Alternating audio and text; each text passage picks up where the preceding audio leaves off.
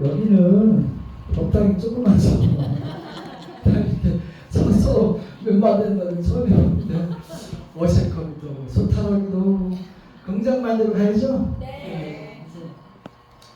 오늘은 어제부터는 보살님이랑 대화하면서 잔상이 나오고 무슨 잔상이냐, 사실은 보살님이 한 얘기가 알고 보면 별거 아닌데 우리는 너무 모든 면에서 생각, 관계성에서 모든 면에서 구별을 짓고 살지 않나.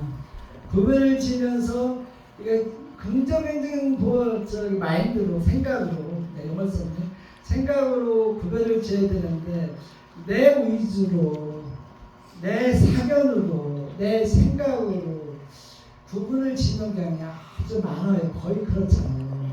그래서 꼭 구분하고, 부처님도 사견에 입각해서 분별하지 말라고 눈의 경에서 말해요. 말씀하시는 데 그렇잖아. 우리는 또 40살 되고 30살 어려서부터 환경에 의해서 지배받고, 주위 환경은 사람들이 여러 번의 지배받잖아요. 그러다 보면 나도 모르게 삼진치에 거기에 살아가요. 그러니까 적당한 많은 탐진치가 심한 사람이 있고, 탐지 중에서 성을 잘 내는 사람이 있고, 또 도움 같은 욕심을 불편한 사람이 있고, 좀 어리석어서 대화가 안 되는 사람이 있고, 그렇잖아요. 그건 환경의 지배를 받는 우리 인간이라 그런 면이 발생하는데, 그래서 구별짓지 말라, 계속 보는데 그게 잘 안 돼요. 습관화됐고 업이 굳어져가지고. 그런데 사실은 보살님과 대화하면서 그래도 사실은 내가 조금 양보하고, 그러니까 오늘 비 왔잖아요. 어제부터 비는 뿌려도 똑같이 뿌리잖아요. 소나무가 이쁘다고 하나가 더 이쁘다고 더 뿌리고, 옆에 참나무가 비슷하고 좋게 뿌리고 그런 거 없잖아요. 똑같이 뿌리고 똑같이 흡수하는데, 우리 사람의 마음은 좀 생각이 환경적으로 편파되게끔 돼 있고, 그리고 내 견해에 사로잡힐 수 없고요. 그리고 사업을 망하고 사업을 망하든지 학교에 원하는 대학을 못 가든지 아니면 여자친구랑 헤어지든지 그럴 때 보면, 근데 관계성에서 상대랑 이제 미움으로 발전하면, 그리고 미움으로 발전하든지 그러면 이게 자꾸 미워지면서 스스로 내 생각으로 자꾸만 내 이렇게 포장을 해요. 포장을 해서 그 상대랑 나랑 관계성에서 벌어진 일도 별거 아닌데, 받아들이면 간단하고 내가 내려놓고 가벼우면 간단한데 그게 안 그런 거예요. 자꾸 나한테 이렇게 분별을 지면서 내 스스로가 자꾸만 포장해요. 그러다 보면 상대가 미워지고, 그러다 보면 주먹도 오고 미웠다 보면 또 때리고 여러 방송에 나오잖아요. 그런 현상이 있어요. 그런데 그래서 우리는 이게 부처님한테 와서 기도하는 것도 부처님을 닮아가기 위한 연습이에요. 연습하다 보면 내 거가 돼요. 다 내 거가 되지 않겠지만 내 거가 되는 생각이 많아요. 그런 뜻이, 우리는 너무 구분 짓고 구분을 따지지 않는가. 그래서 더 일이 더 벌어지고 커지지 않는 그런 생각이, 문득 대화하면 그런 생각이 들어요.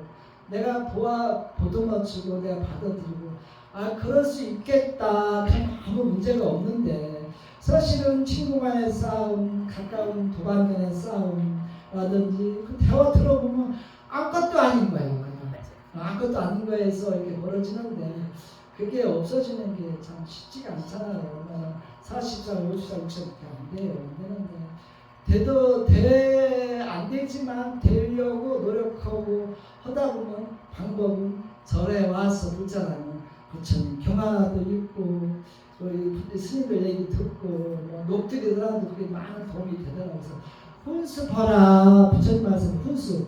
연기를 계속 씌워라. 부처님의 향기, 절에 와서, 가까이 와서, 책에도 부처님 말씀이 있고 인터넷도 발달되어 있지만, 그러지 말고 절에 와서 만사 같은 소나무 향기도 씌우고, 그 다음에 진말씀하는 얘기도 뭐 넋두리 말같지도 않은 얘기겠지만 들어보고 옆에 보살이 한마디 하는 거 들으면서 나를 감성적으로 순화시켜라. 그게 필요하지 않겠는가. 그게 바로 훈습이에요. 절에 자꾸만 나들의 변화가 생겨요.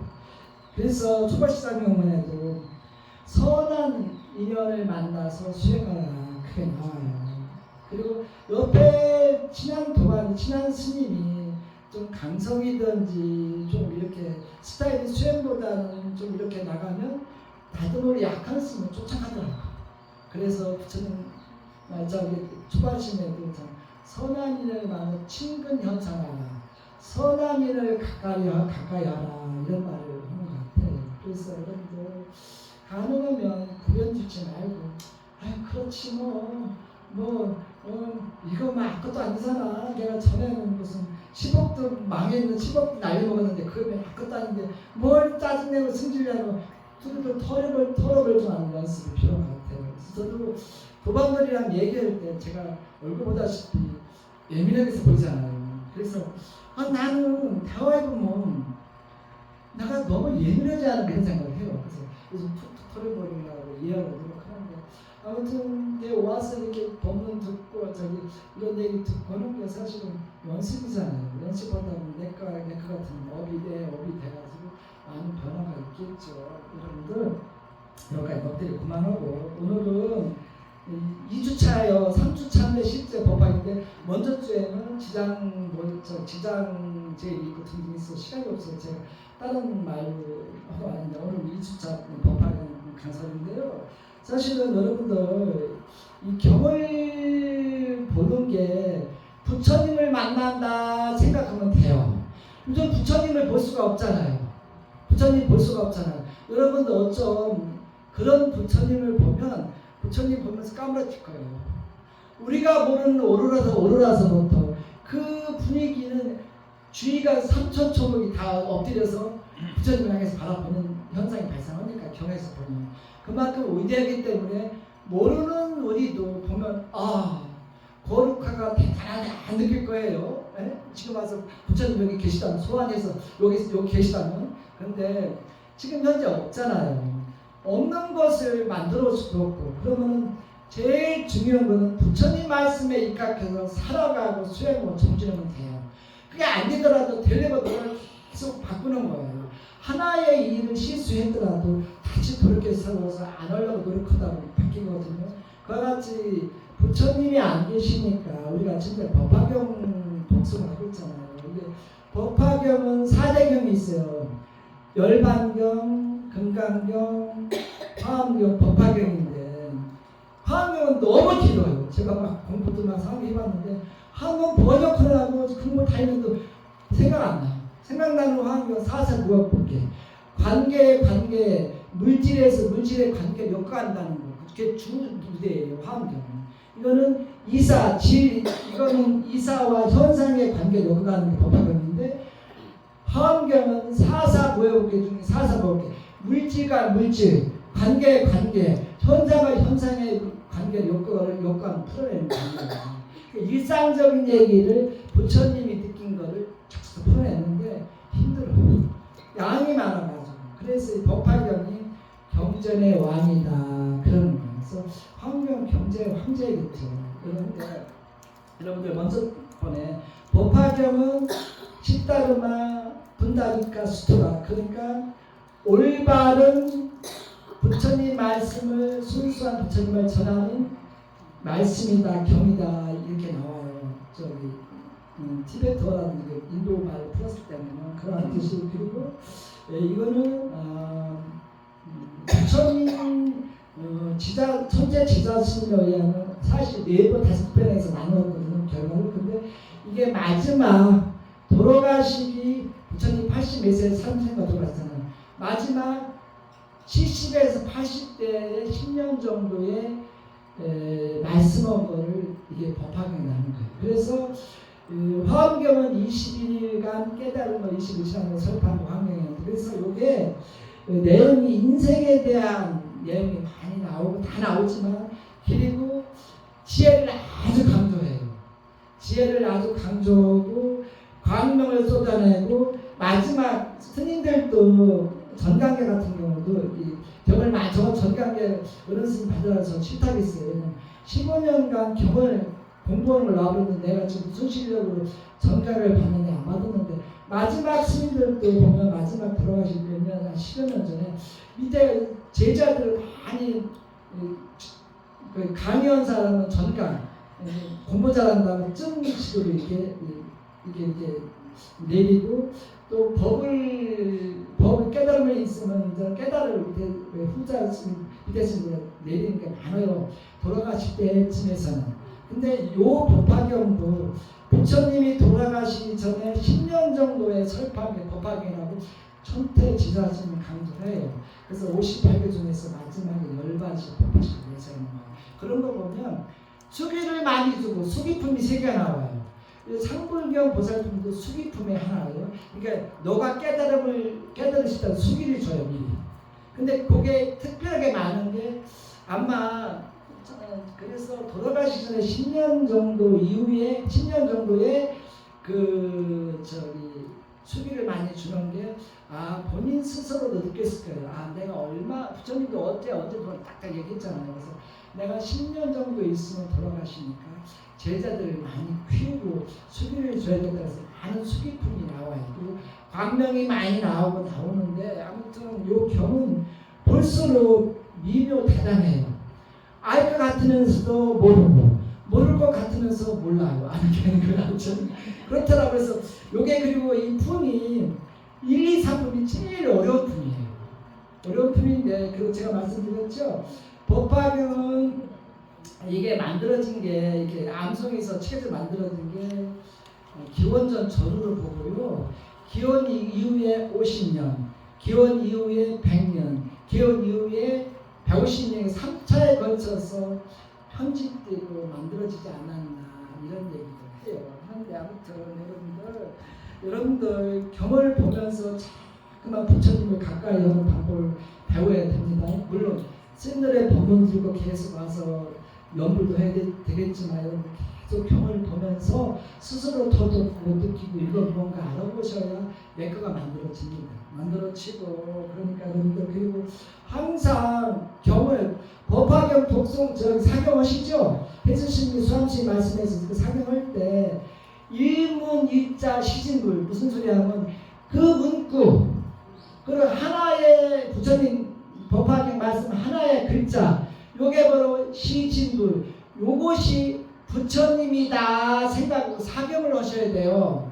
그냥 바쁘다가 막 하면 안 돼요. 그러니까 이게 부처님 말씀을 후대에 와서 윤문호가 이게 부드럽게 만들어져 있지만 그래도 부처님 말씀이기 때문에 존중하고 존경하면서 한 문장 한 글자 부처님 말씀이다 생각하고 진짜 정성껏 써야 가피도 나한테 공덕도 되고 여러 일이 발생할 수 있는 거예요. 여러분 어떤 분은 바쁘다고 막 죽수 쓰는데 그 쓰는 스타일 죽수 쓰더라도 집중 있고 하나하나의 글자에 집중만 있으면 상관없어요. 근데 막 쓰면 법화경 막 쓴다고 막 목표를 정해놓고 막 내가 한 달 냈어요 1년 냈어요 막 써요. 그럼 막 써놓고 아무 느낌이 없어. 들어보면 그런 거는 뭔가 모르게 정성이라든지 일문 일자 한 문장 일자 한 글자 시신불 이것이 부처님이라는 것을 생각 않고 그냥 막 써서 가비도 없고 그냥 썼다에 만족하는 거예요. 알았죠? 노래 쓰면 재밌잖아. 노래 응? 노래 쓰면 재밌잖아. 옛날 라우라 같은 노래 쓰면 재밌잖아. 그러니까 진리를 가까이 하는 거는 부처님 말씀을 가까이 하는 한 글자 한 글자 소중하게 정성을 기울여야 가비도 오고 내가 원하는 목적을 이룰 수 있다는 그런 뜻이에요. 그렇죠? 오늘은 첫째 품 서품이에요. 이 서품은 지금 여러분들 이 안에 아라한들이 다 들어있는 거예요. 여러분들 다 깨우쳤죠. 아라한들이고 저기는 석재환이도 오네. 저기 봐봐요. 오너갖고 저기는 김달바도 오네. 다 와서 지금 모이는 거예요. 근데 금강경에서는 1250명 제자가 오는데 다 스님들의 거의 성중들이고 근데 여기는 부처님이 재밌는 게 여기는 5천인의 스님들 등등 오지만 또 긴다라와 마우라가 건잘바 천인 뭐 다 와요. 속죄완인도 다 와요. 다 오고 금강경에 10배 이상의 인원이 모여요. 근데 재밌는 게 금강경에 그런 경향에서는 깨달은 사람만 들어와야 돼. 너 들어와. 너 깨달았어. 누구 들어와. 뭐 진마집 들어와. 깨달았어. 영희엄마 들어와. 깨달았어. 이렇게 나오지 여기는 막 들어오는 거예요. 그냥 다. 그래서 요게 새로운 거예요. 그리고 금강경에 10배 인원이 온다. 그런데 모르겠어요. 읽다 보면 8천인분이 왔다. 뭐 12,000명이 왔다. 3천인이 왔다 하는데 요게는 의문이에요. 어른들 책 봐도 왜 숫자가 다 틀리나. 그만큼 내 생각, 그만큼 다양한 사람들이 와서 너도나도 와서 잘났고 못났고 또 많이 배우고 못 배우고 재산 많고 재산 없고 관계없이 다 와서 내 말을 듣고 변화되는 삶을 살아라. 깨우치면 어떤 변화의 삶을 이런 것 같아요.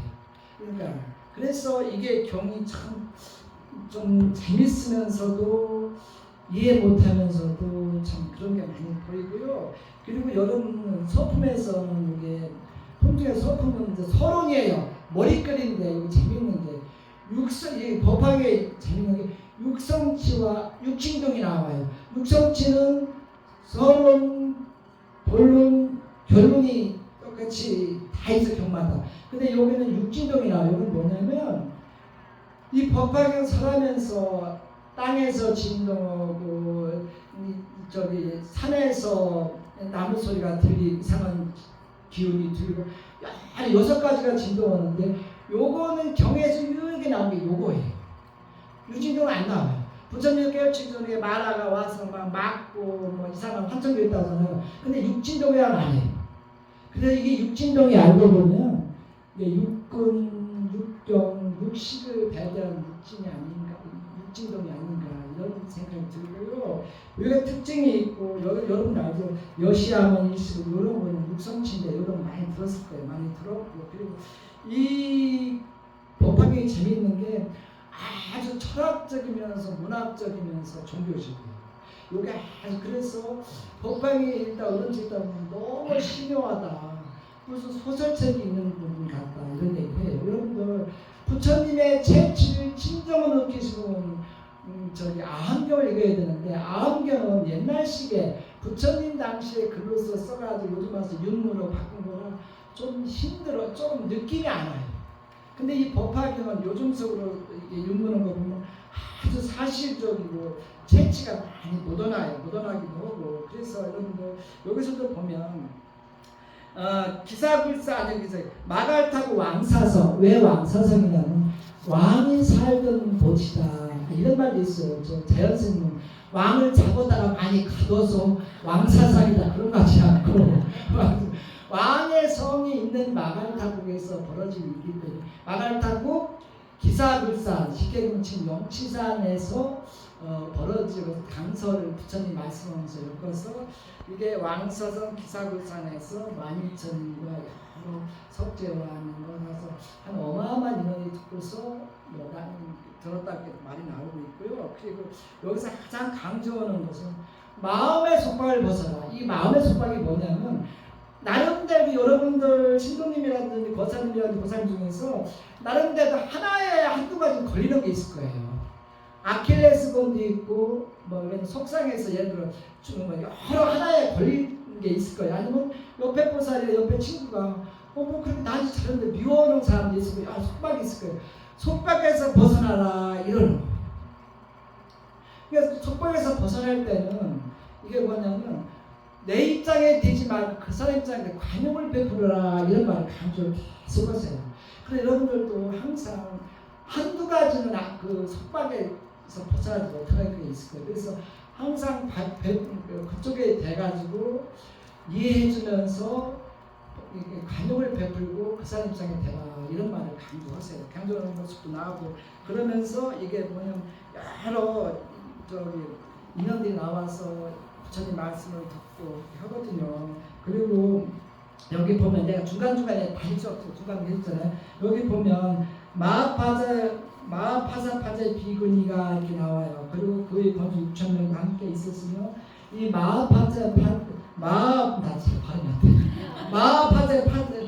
마하파사파제 비구니는 부처님의 이모예요.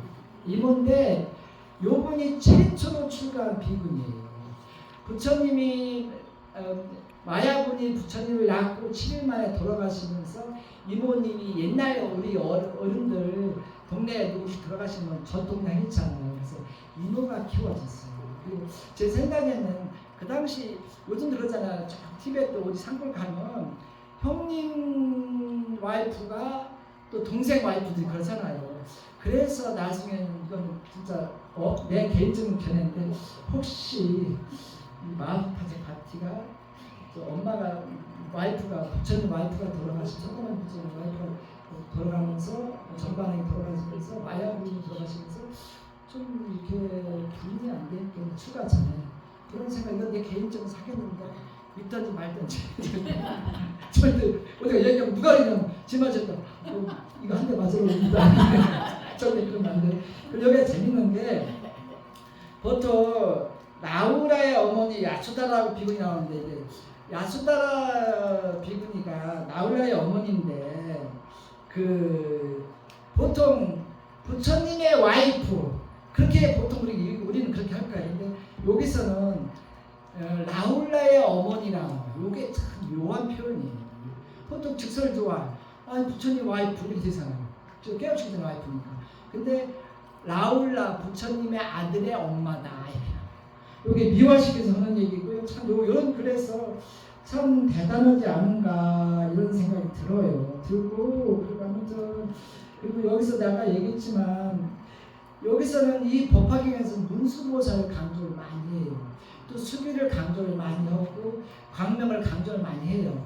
왜 문수보살이 뭐예요? 문수보살이 왜 강조하는 것 같아요? 문수보살은 지혜의 왕이에요. 그러니까 천불의 스승이다.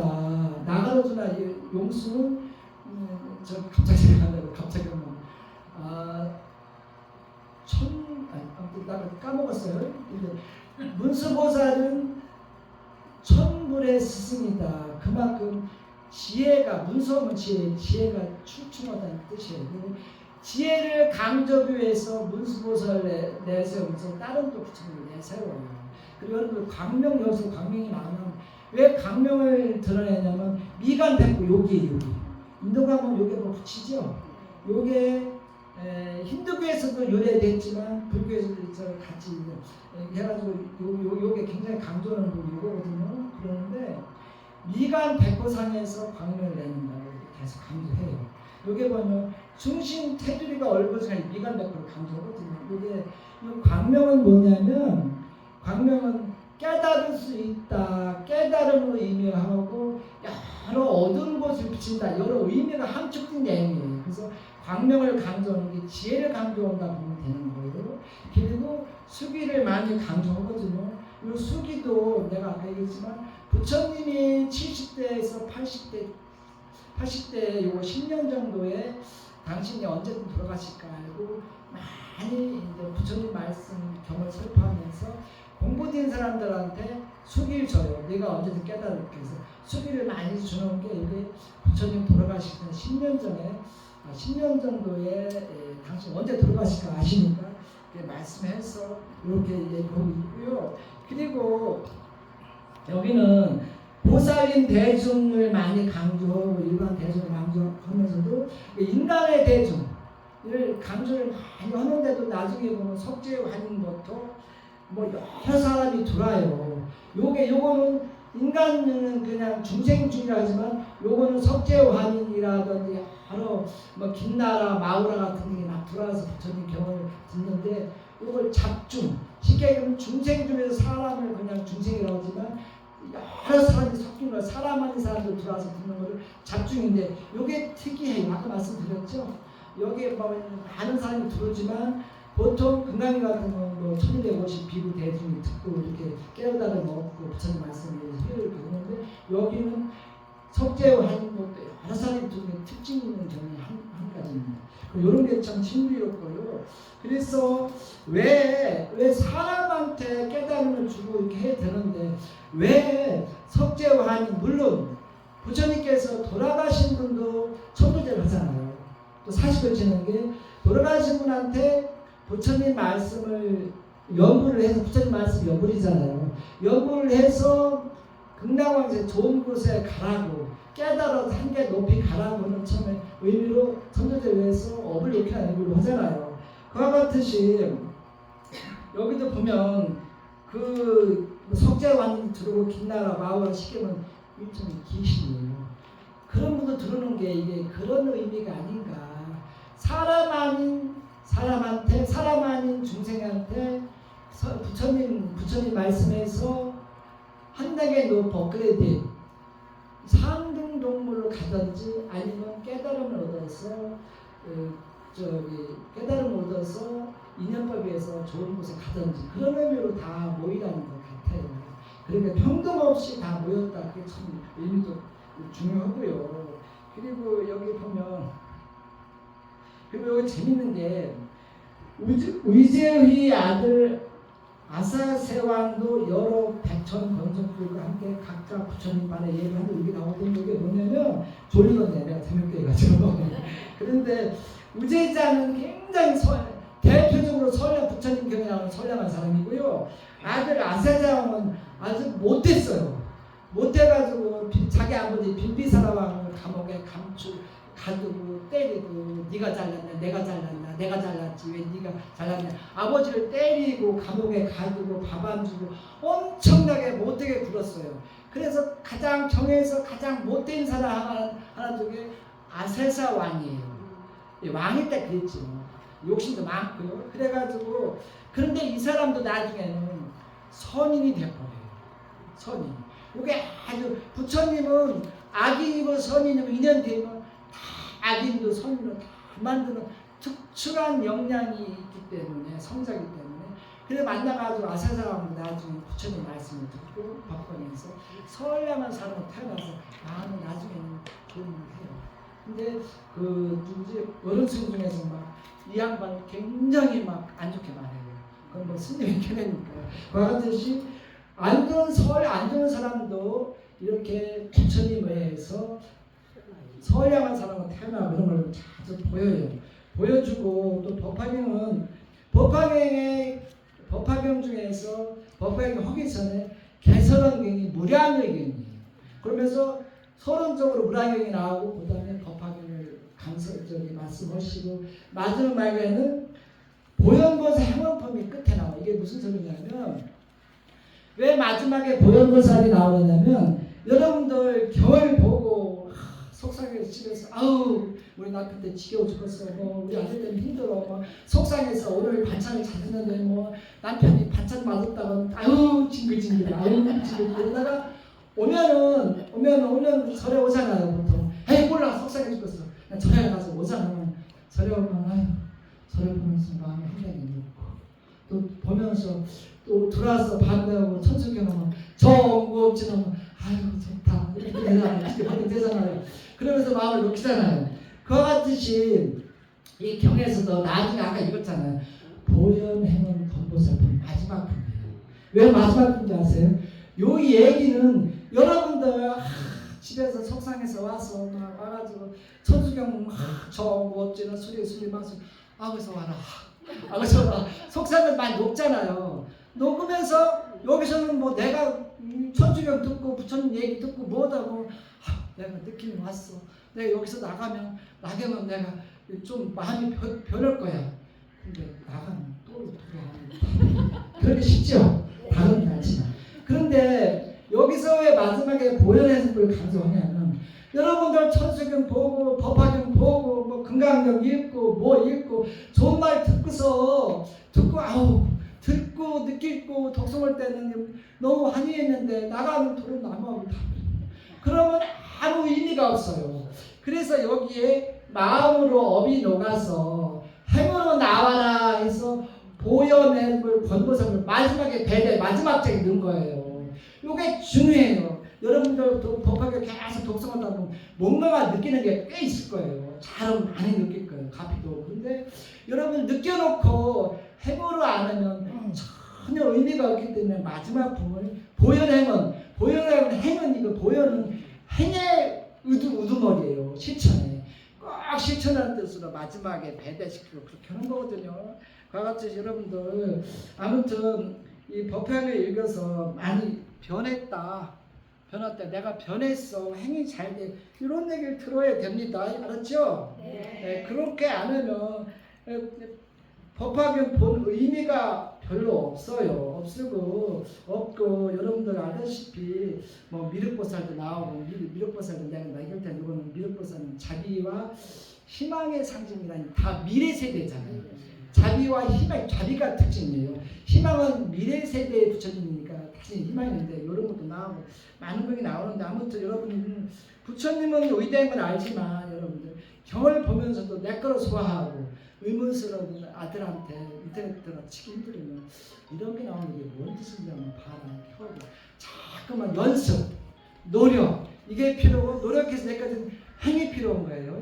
알죠? 그러면서 여러분들이 좋아하는 여기 보면 관세음보살 본업이 여기서 나옵니다. 그 같이 이 경은 아주 경전의 왕입니다. 화엄경의 황자는 내가 붙였어. 황자를 안 쓰고 내가 붙인 건데 아마 황자가 아니겠나요? 아무튼 그러니까 여러분들 배움과 동시에 변화주는 삶 연기라는 거는 빨래로 보내릴 때 조건 이러한 조건이 됐을 때 변화가 생기는 게 연기법입니다. 변화 없고 행위 없으면 도로 남합이 다릅니다. 옛날에 말자였을 때랑 또 말자 엄마가 됐을 때 변화가 생겨야지 말자였을 때랑 말자 엄마가 됐을 때 똑같지만 변화가 없으면 아무 의미가 없는 거예요. 경도 보기 전에 내가 이런 스타일인데 경을 보면서 행위 바뀌고 변화가 됐지만 이건 100점짜리입니다. 아무튼 여러분들 제 말 들어서 감사하고 다음에는 제일 소품에 중요한 방평품 그 나중에 본품에서 제일 중요한 게 에러스만품이니까 아무튼 다음 주 또 만납시다요. 네. 감사합니다.